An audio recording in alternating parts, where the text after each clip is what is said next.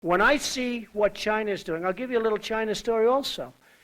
China, I said the other day, very, very hard to buy anything outside of China. Oh, certain other countries also, but China's, you know, the one. And I said, somebody said, well, what would you do? What can you do? So easy. I drop a 25% tax on China.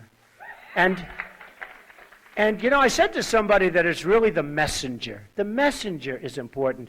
I could have one man say, we're going to tax you 25%.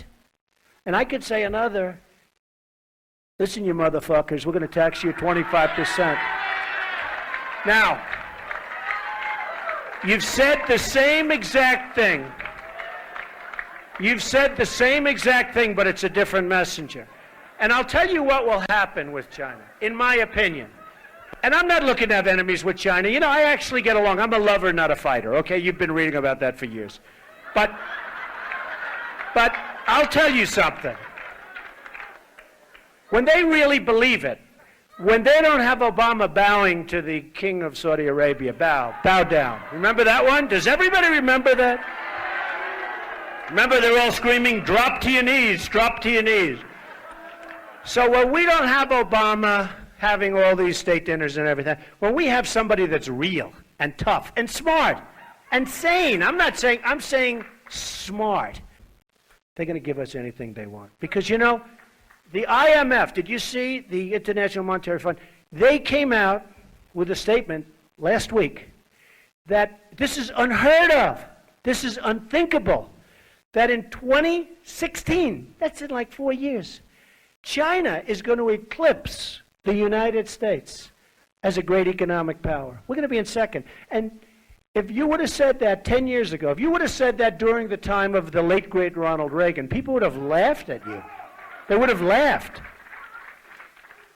So China's going to eclipse us in 4 years. Now, under the Trump doctrine, that doesn't happen. You know why? Because we're going to start making our own products. We're not going to let them made in China. You know, when you go to China and you want to sell stuff in China, they make you build a plant and they take all your technology and they pirate everything you have. Look at the deal that General Electric made. They gave up all of this high technology in order to go there. They had to build factories. When the Chinese sell to us, oh, just come on in, folks, we'll pay you whatever. We are so stupid. It's unbelievable. So under the Trump doctrine, it doesn't work that way. It's fellas, we love you very much. You want to sell to us? Build your plant in Alabama. Build your plant in Nevada. Build your plant wherever the hell you want it. But you're not bringing in all your crap, including your rotted sheetrock that's making everybody sick. Let me tell you something. The other thing is we make a much better product.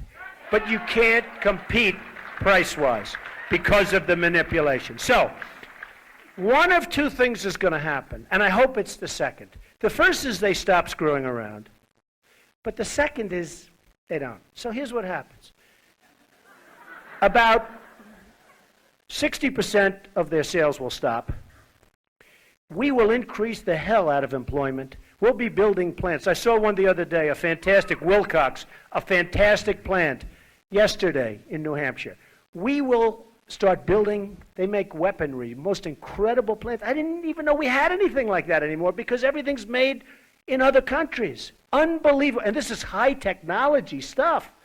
Incredible. Wilcox, look it up. Great. And I don't even have a piece of the company. I wish I did. But they make their own products. But you'll have thousands of those places once you do that. So they'll behave.